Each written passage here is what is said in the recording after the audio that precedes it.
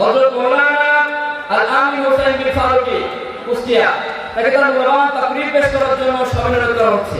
আসসালামু আলাইকুম ওয়া রাহমাতুল্লাহি ওয়া বারাকাতুহু। নাহমাদুহু ওয়া নাস্তাঈনুহু ওয়া নাস্তাগফিরুহু ওয়া নাউযু বিল্লাহি মিন শুরুরি আনফুসিনা ওয়া মিন সাইয়্যাতি আ'মালিনা। من يهده الله فلا مضل له ومن يضلل فلا هادي له فقد قال الله تعالى في كلامه المجيد وفرقان الحميد أعوذ بالله من الشيطان الرجيم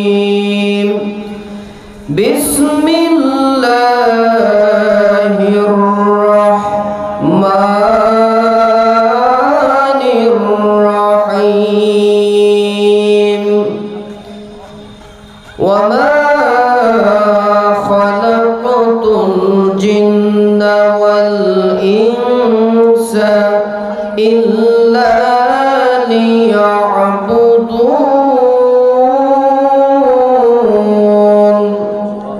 সদাকাল্লাহুল আযীম। হোসেনাবাদ দারুল উলুম নুরুল কোরআন কওমি মাদ্রাসা এলাকাবাসী উদ্যোগে আয়োজিত অধ্যকার 2 দিন ব্যাপী তাফসীর মাহফিলের মহতারাম সভাপতি, আমন্ত্রিত অতিথিবৃন্দ, সুযোগ্য পরিচালক, আজকের প্রোগ্রামের প্রধান তাফসীরকারক, সারা বাংলার তৌহিদি জনতার হৃদয়ের স্পন্দন, জননন্দিত মুফাসসির কোরআন, মাজলুম মুফাসসির কোরআন মুফতি আমির হামজা প্রোগ্রামে কথা বলবেন। আমার পরেই কিছুক্ষণের ভেতরে স্টেজে আসছেন আজকের প্রোগ্রামের অন্যতম আলোচক বন্ধুবর মাওলানা ইয়াসির আরাফাত জিহাদি। আরও যারা কথা বলেছেন হাজারাত উলামা ইকরাম, সামনে বসা কোরআন প্রেমী তৌহিদি জনতা, পর্দার আড়ালের মা ও বোনেরা, শুকরিয়া আদায় করছি রব্বে কারিমের দরবারে যেই মাহবুদ আমাদেরকে শত ব্যস্ততাকে উপেক্ষা করে তাফসীরুল কোরআনের এই ময়দানে উপস্থিত হওয়ার তৌফিক দিলেন। বেজার না খুশি? অল্প না বেশি?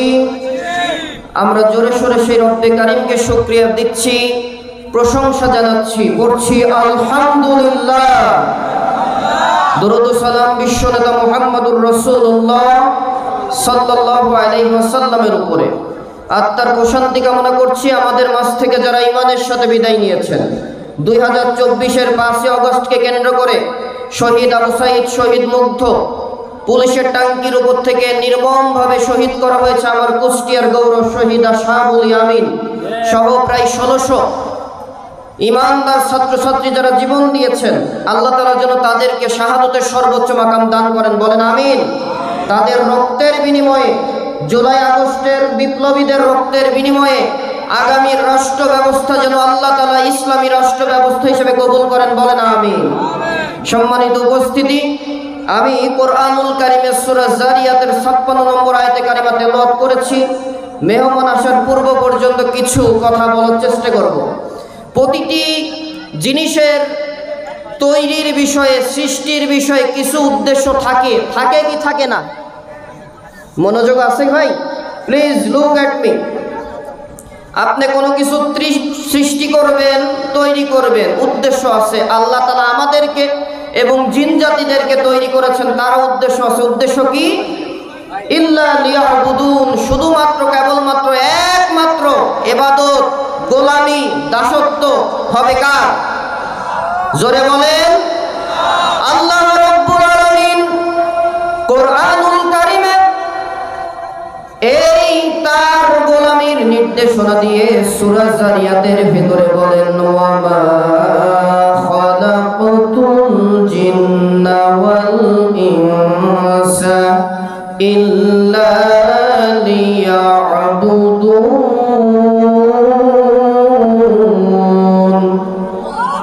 রব্বুল আলামিন বলেন, আমি জিন ও মানব জাতিকে কেবল আমার ইবাদত, গোলামি, দাসত্ব করার জন্য সৃষ্টি করেছি। গোলামি করতে হবে কার? জোরে বলেন। আল্লাহ রাব্বুল আলামিন তার গোলামি করার জন্য তিনি নির্দেশ দিয়েছেন 30 নম্বর পারা সূরা কুরাইশের ভেতরে রব্বুল আলামিন বলেন ফালিয়াবুদু রাব্ব হাযাল বাইত। আরেকটু জোরে বলেন আল্লাহু আকবার। আরে ভাই স্লোগানের সময় তো এখন দীর্ঘ 17 বছর এই জাতি স্লোগান থেকে দূরে ছিল, দূরে রাখা হয়েছিল। যেই স্বৈরাচার ফাসিবাদ খুনি হাসিনা ও তার দোসরেরা এই দেশ থেকে ইসলামকে উৎখাত করতে চেয়েছিল, আল্লাহ তাআলা তার গোষ্ঠীকে এই জমিন থেকে উৎখাত করেছে। আমরা মুসলমান 95% মুসলমান দীপ্ত শপথ নিচ্ছি, ওলামায়ে একরাম একতাবদ্ধ হচ্ছে। ও দৌলতপুরের মুসলমান, বাবার আইন দেখেছি, চাচার আইন দেখেছি, স্বামীর আইন দেখেছি। আগামীর রাষ্ট্র আর কোন মানুষের তৈরি করা আইন নয়, আল্লাহর প্রণীত বিধান কোরআন আর নবীর আদর্শ ছাড়া অন্য কোন রাষ্ট্র ব্যবস্থা এদেশের মুসলমান মানবে না, মানবে না, মানবে না। জোরে বলেন ঠিক কিনা?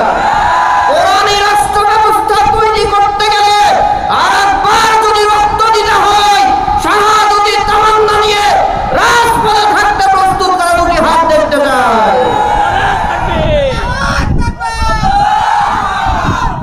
আলহামদুলিল্লাহ, আল্লাহ কবুল করো, জোরে বলেন আমিন। রব্বুল আলামিন বলেন, ও দুনিয়ার মানুষ, আমি যেই কাবাঘরের মালিক, ফালিয়াবুদু রাব্ব হাযাল বাইত। ফ্যানটা বন্ধ করে দেন। আমি যেই রব, কাবাঘরের মালিক, মসজিদের যেই রব, আমি আল্লাহ, তার ইবাদত তোমরা করো। সুবহানাল্লাহ বলেন। কেন আল্লাহর গোলামি করবেন না? আল্লাহ রাব্বুল আলামিন অসংখ্য অগণিত মাখলুক সৃষ্টি করেছেন। যারা বলে 18,000 মাখলুক আল্লাহ সৃষ্টি করেছেন, মিথ্যা কথা, মিথ্যা কথা। 18,000 মাখলুক নয়। পানি বিজ্ঞানীরা পানির ভেতরে গবেষণা করে দেখেছেন, সেখানে প্রায় 1 লক্ষের উপরে মাখলুক আল্লাহ সৃষ্টি করেছেন। সুবহানাল্লাহ। রাত্রের খাবারের পরে তাহাজ্জুদের ওক্তে আদায় করেন। আল্লাহ তাআলা শুধু পানির মধ্যে সৃষ্টি করেছেন 1 লক্ষের উপরে প্রজাতির মাখলুক। আরো জোরে। এই যে একবার সুবহানাল্লাহ বললেন, এই জমিন থেকে আসমান 500 বছরের রাস্তা, দুনিয়ার কেউ পারেনি নবী মুহাম্মদুর রাসূলুল্লাহ ছাড়া আর ফেরেশতা ছাড়া পৌঁছাতে।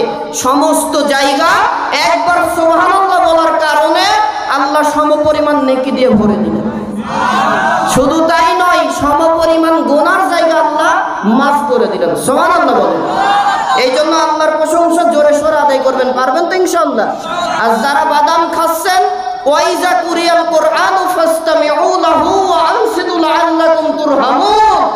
ও বান্দা বান্দি, আমার গোলামেরা, আল্লাহর নিয়ামত কি পেতে চাও? কোরআনের আলোচনা হচ্ছে, চুপ করে বসে শোনো। বাদাম ভাজা খাওয়া যাবে না, কথা বলাও যাবে না, প্যাকেট করে রাখেন, পরে খাইয়েন। আল্লাহ রাব্বুল আলামিন বলেন, আমি আল্লাহ রাব্বুল আলামিন তোমাদের সৃষ্টি করেছি, অতএব আমার গোলামি করবা। কোটি কোটি অসংখ্য গণিত মাখলুক আমি আল্লাহ সৃষ্টি করেছি। সকল সৃষ্টির ভেতরে শ্রেষ্ঠ করে আমি আল্লাহ তোমরা মানুষ জাতিকে বানিয়েছি। সুবহানাল্লাহ বলেন। রব্বুল আলামিন বলেন, ওয়ালাকাদ কাররামনা বানি আদম। আল্লাহু আকবার। ও মানব সম্প্রদায়, তোমাদেরকে আমি আল্লাহ তাআলা বনি আদম শ্রেষ্ঠ জাতি, আশরাফুল মাখলুকাত হিসেবে তৈরি করেছি। সুবহানাল্লাহ বলেন। রব্বুল আলামিন বলেন, শুধুই শ্রেষ্ঠত্ব দান করলাম না, লাকাদ খালাকনাল ইনসানা ফি আহসানি তাকওয়িম। মানব সম্প্রদায়, তোমাদেরকে আমি আল্লাহ তাআলা অবনয়ব সৌন্দর্য দিয়ে তৈরি করেছি। সুবহানাল্লাহ বলেন। আল্লাহ তাআলা আরো বলেন, আল্লাযী খালাকাকা ফাসাওয়াকা ফাআদালাক ফি আইয়ি সূরাতিন মা শাআ রাক্কাবাক। আরেকটু জোরে সবাই বলেন। আল্লাহ যারা কথা বলতে পারে আর আল্লাহু আকবার বলছে না, তাদের জবানের হিসাব তুমি নিও। দেখি চুপ থাকে কে, জোরে বলেন আল্লাহু আকবার। আল্লাহ রাব্বুল আলামিন বলেন, আমি আল্লাহ তাআলা তোমরা মানুষ জাতিকে সৃষ্টি করেছি, তোমাদের এক একজনের এক এক রকম চেহারা দিলাম।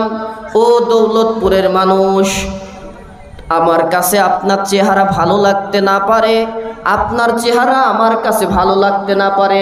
রব্বুল আলামিন সূরা ইনফিতারের ভেতরে বলেন, আল্লাযী খলাকাকা ফাসাওয়াকা ফাআদালাক ফি আইয়ি সূরাতিম মা শাআ রাক্কাবাক।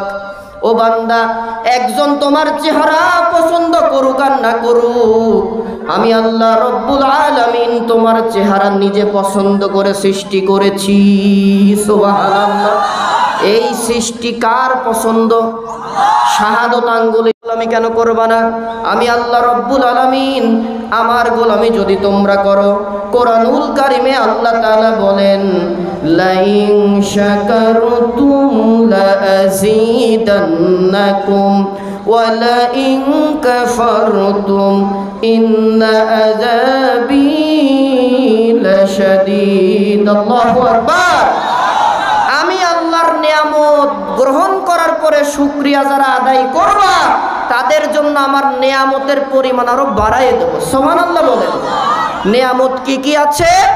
এক নম্বর, মানুষের বেঁচে থাকার জন্য বাতাস থেকে একটা পদার্থ গ্রহণ করি, নাম কি? জোরে কোন? অক্সিজেন যারা গ্রহণ করেন তারা বলেন, আর যারা বলবেন না ভাবি তারা প্লাস্টিক, অক্সিজেন লাগে না। তাও বলে ঠিক। আচ্ছা ঠিক আছে, তাহলে কি গ্রহণ করি ভাই? বিজ্ঞান বলে একজন সুস্থ স্বাভাবিক মানুষ প্রতিদিন বাতাস থেকে 11,000 লিটার অক্সিজেন গ্রহণ করে। আর তো আস্তে করি কোন? সুবহানাল্লাহ। আর একটু জোরে। এক দিনে একজন মানুষ প্রায় 40 থেকে 50,000 টাকার আল্লাহর বাতাস থেকে অক্সিজেন গ্রহণ করে। যার বয়স 70 বছর, 365 দিয়ে গুণ করে দেখেন দিনটা কত হয়। এক দিন আল্লাহর নেয়ামত 50,000 টাকার অক্সিজেন।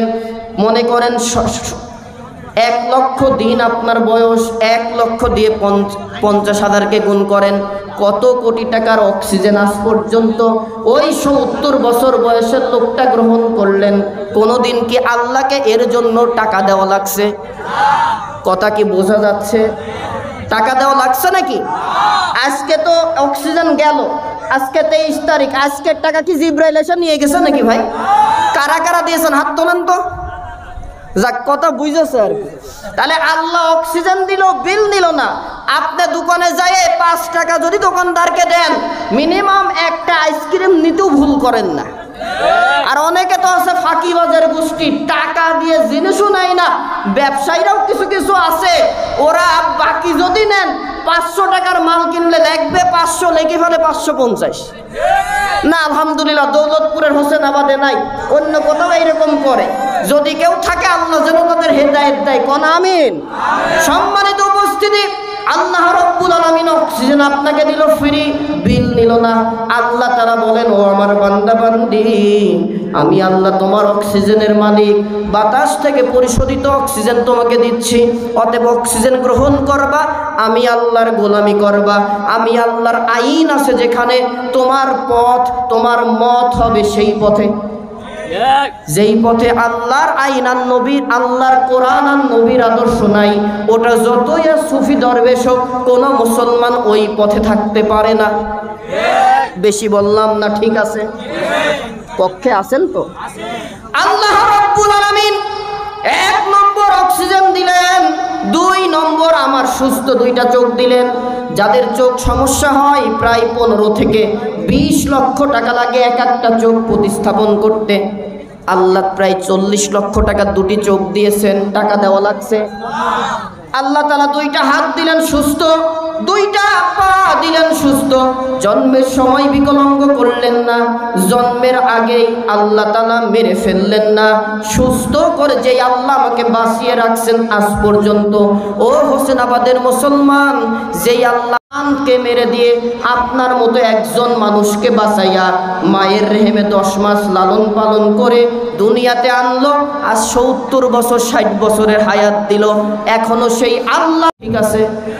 অতএব আল্লাহ রব্বুল আলামিন আপনাকে সুস্থই করে ক্ষান্ত করলেন না, মানুষকে সঠিকভাবে কথা বলার জন্য মুখের ভেতরে 28টা দাঁত দিয়েছেন। দাঁত যদি না থাকতো, কথা না বোঝার কারণে প্রতিদিন মানুষ কয়েকবার মারামারি করে হাসপাতালে যাইতো। বেশি বললাম, বুঝাবো কেমন লাগে দাঁতের গুরুত্বটা কেমন। মনে করেন যার দাঁত নাই তাকে আমরা কি বলি ভাই? ফোকর বা ফোকলা নাকি? রাগ করতেছেন নাকি ভাই? এই যে দাঁতের গুরুত্বটাকে একটু বোঝেন। আল্লাহ নিয়ামত দিয়ে বলছেন লাইন শাকারতুম লাযিদান্নাকুম, আমার নিয়ামতগুলা কি কি দিয়েছি একটু চিন্তা করো, উপলব্ধি করো, আর আমার গোলামি শুকরিয়া আদায় করো, আমি আল্লাহ তোমাদের জন্য নিয়ামত দেব। দাঁতের কত গুরুত্ব! মিনিমাম 28টা দাঁত প্রত্যেকের দাঁত কপাটিতে আছে, আছে না ভাই? একটা দাঁত পড়ে গেছে, লাগাতে যাবেন প্রায় 20 থেকে 30 হাজার টাকা লাগে। এই দাঁত না থাকলে কি হইতো? মনে করেন অস্পারাগা, যেখানে এখনো আধুনিকতার ছোঁয়া পৌঁছাই নাই, এই জায়গায় মানুষ কথা এই মসজিদের ইমামতি করার জন্য একটা স্টুডেন্টকে রাখে, যে মুয়াজ্জিন সেই ইমাম সেই খাদেম, এরকম আছে না নাই ভাই? আছে। এখন স্টুডেন্ট ইমাম মাদ্রাসা থেকে আসতে দেরি হয়ে গেছে, 1টার সময় জোহরের আজান, ছেলেটা দেখে একটাই যদি আজান দিতে যাওয়া যায় নামাজের প্রস্তুতি নিতে আর গোসল হবে না। উনি মুরব্বী মানুষ সচরাচর যারা হয় ওনারা কিন্তু আবার 12:30টায় মোটামুটি গোসল টোসল করে মসজিদে যায়, ভিড় জমায়। কি বেশি বললাম না? এই এলাকার মুরব্বীরা মনে হয় যায় না, আমার কুষ্টিয়া শহরে যায়, তারা মসজিদে চলে যান। যাওয়ার পরে এইবার উনি প্রতিদিন আজান শোনে। কি চাচা তো 2 পায়ে খাড়া, কয় কি বলো বাপু, কতদিন সুযোগে আছি, তোমার মুখে আজান শুনি, আজান দেওয়ার সুযোগ পাই না, আজকে যেহেতু সুযোগ দিয়েছ সারে কিনা। এইবার উনি মোটামুটি মাইকটা অন করে দেখবেন, যারা রেগুলার মুয়াজ্জিন তার ফু থাকে, হ্যাঁ, আর যিনি ওই সাদ আলী মুয়াজ্জিন মাঝে মধ্যে সুযোগ পায়, ওনারা দেখবেন মাইক খুলে এইবার উনি দিয়ে কানে হাত দিয়ে শুরু করেছে আল্লাহু আকবার, আল্লাহু আকবার। এবার ইমাম সাহেব গোসল বাদ দিয়ে এসে মাইকের সুইচ বন্ধ করে কয় চাচা সম্মান দিলাম, আজান দিতে দিলাম, আল্লাহ না বলে আপনার আব্বা ডাকেন কে?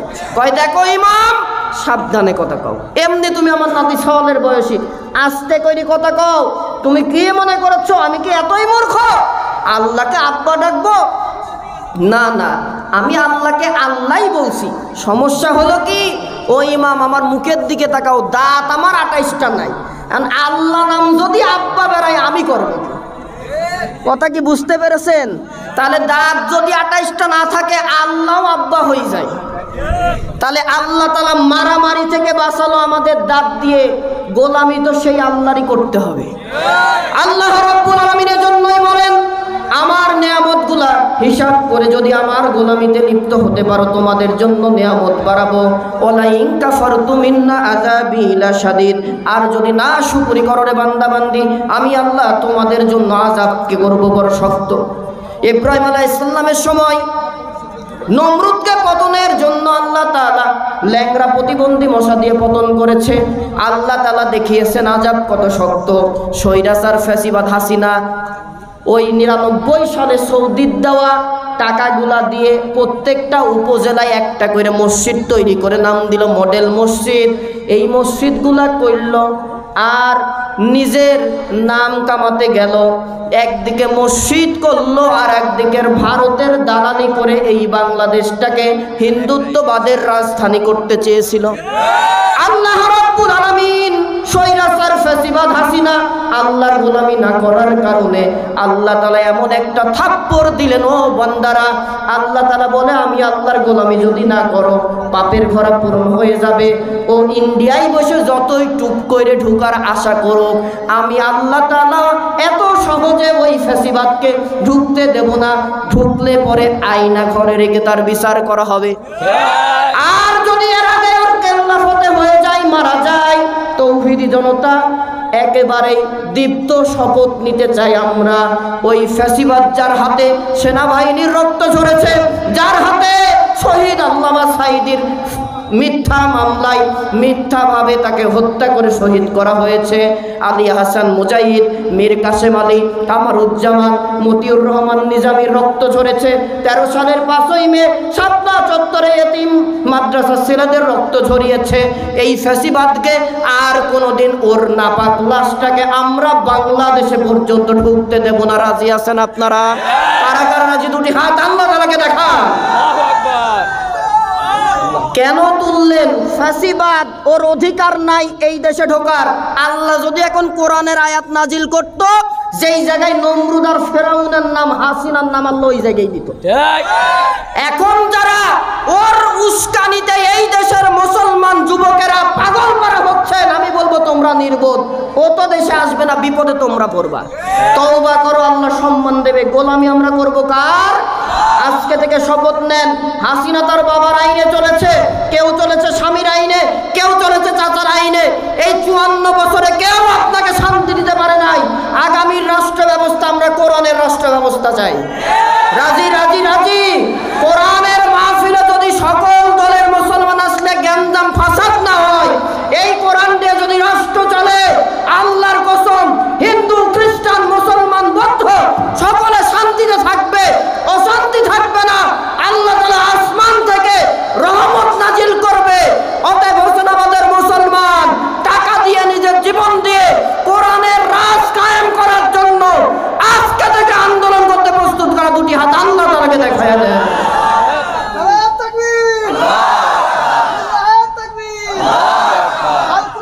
সুবহানাকাল্লাহুম্মা ওয়া বিহামদিকা আশহাদু আল্লা ইলাহা ইল্লা আনতা আস্তাগফিরুকা ওয়া আতুবু ইলাইক। যা কিছু